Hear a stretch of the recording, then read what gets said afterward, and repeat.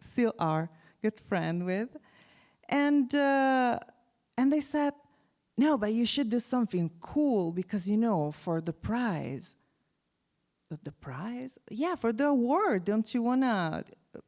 So what are you talking about? So I had no idea that there was that award, and that's probably because that's why I won it, because I had no idea, and I just did my job as a student, and here I am. That's incredible. That's a great story. It's a fun story. So how did you go from, I might have missed it, what would you categorize that particular type of music?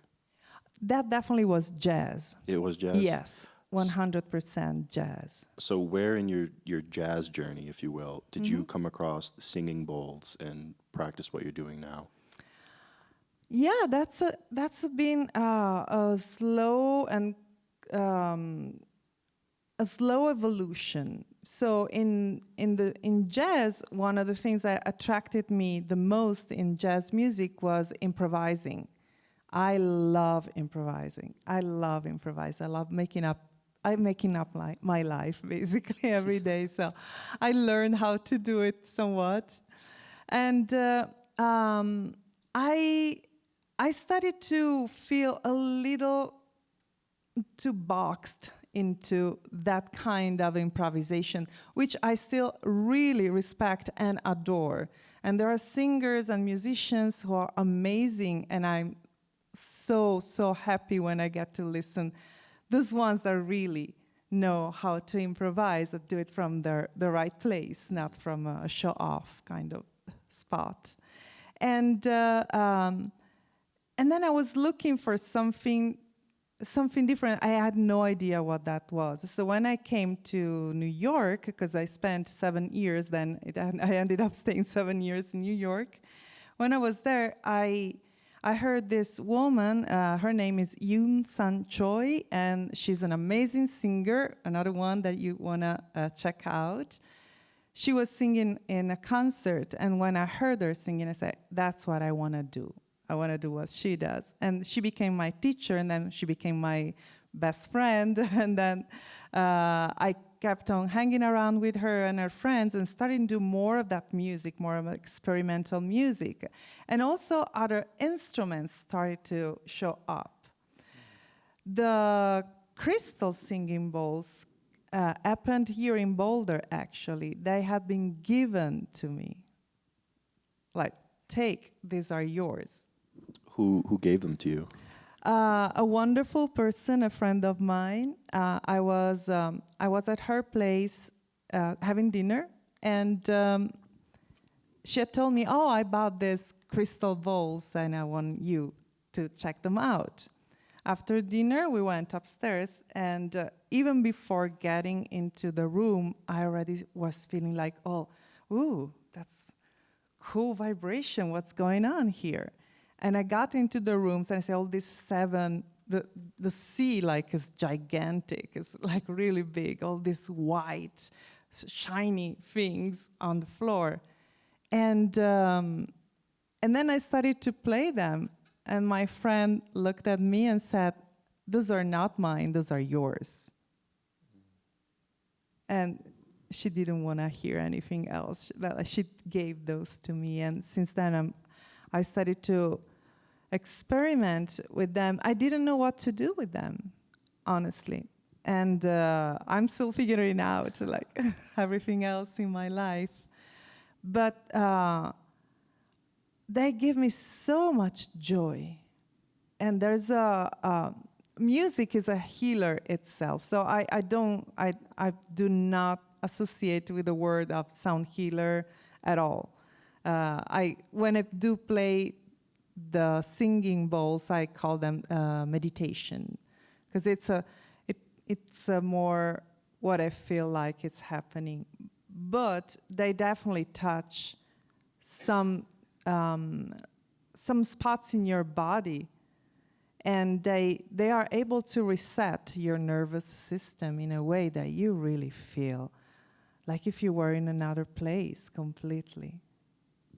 Yeah, I've been fortunate enough to, in a psilocybin ceremony, we closed with singing bowls. And it almost activated that experience again, but in a far more meditative aspect to it. To exactly to your point, they're incredible. They really are. Do you know if they originated by themselves, or were they copied from the Tibetan singing bowls? So they do have, they are like their cousins, or the distant cousins, but these are made out of quartz, and actually it's an alloy that was used for computers. Wow, I know, the magic of music. that is magic. That is magic. So you have your own private. Is it a private practice? Is that the right terminology? I do concerts. Okay. I play them around. I play them around, especially as a soloist, but also with my husband Kabu, who plays gongs. Very cool. And yes, we live in we live in a trailer home, so a very small place, and we have 6 gongs, 7 bowls, like 11 guitars. Our home is filled with instruments and with music, and the plants are very happy for sure. I don't know the neighbors, but the plants like it. So do you and your husband travel together as a band? Yes, we do. We do, and we also have our separate bands, our separate situations. That's very cool. And you said you go back to Italia Sì. once a year, and you continue to practice over there? Oh, definitely. Yes. I don't use the singing bowls because I can't really travel with those on an airplane. It would be really, really costly. But I always give workshops and concerts when I'm in Italy. Actually, I just got not voice, but an actual email with words in it that I'm gonna do a workshop as soon as I get there this next summer. So this is really exciting.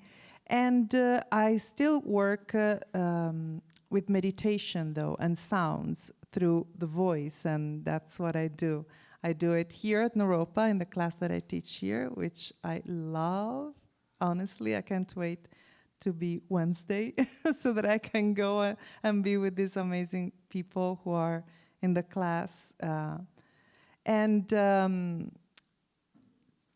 I think of voice, of music as a way of being human, really. Like expression of humanity, 100% expression of humanity. And I believe that everybody who has a voice not only can sing, but should sing, because it's really healing for themselves, but also for everybody else.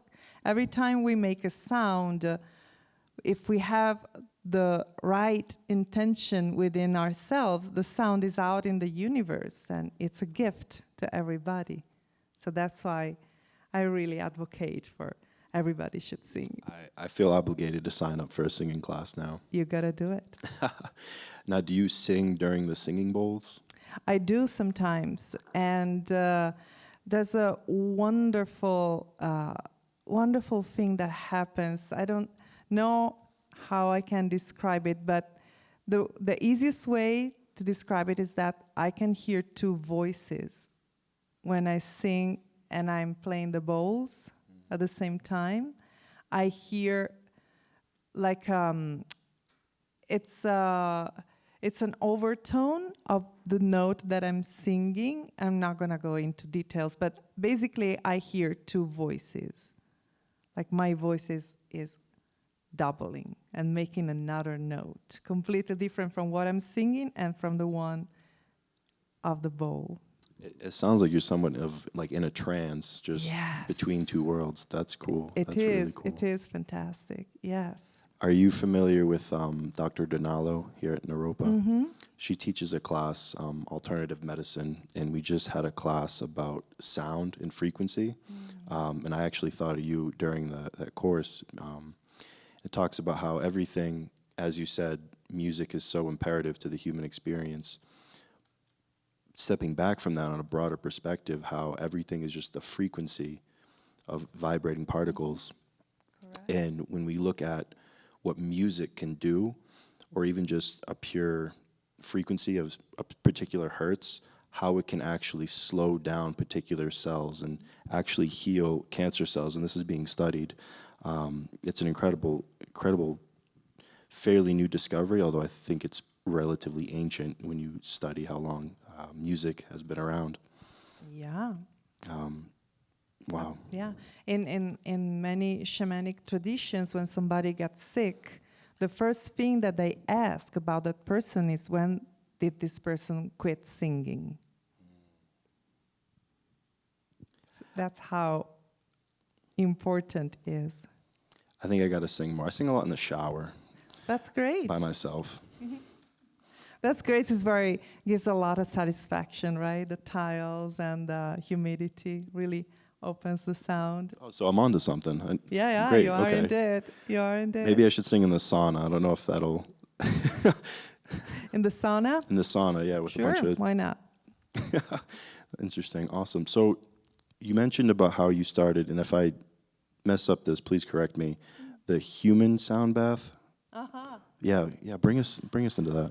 Okay, it's not really a movement or anything. It's just something that I do mostly with the students at Naropa, but also in other situations, because not everybody's open to do that. But I work a lot with sound, just sounds. Doesn't have to be a pretty note or whatever we feel like needs to be pretty. You know, like we are very much told how we should sound, why, which kind of song we should sing. I mean, we told how we should dress, how we should walk, how we should laugh, and everything, how we should live our lives, right? But many people are really afraid of using their voice because it doesn't fit into certain parameters. And so they think that there's something wrong with their voice. If that happens to you, there's nothing wrong with your voice. It's your unique, wonderful, beautiful instrument. So love it, take care of it. I'm serious. And so I start doing this meditation in which we emit these very long tones of any kind, no judgment. There's no way to do it right, there's no way to do it wrong. So there's really no reason to judge it. And during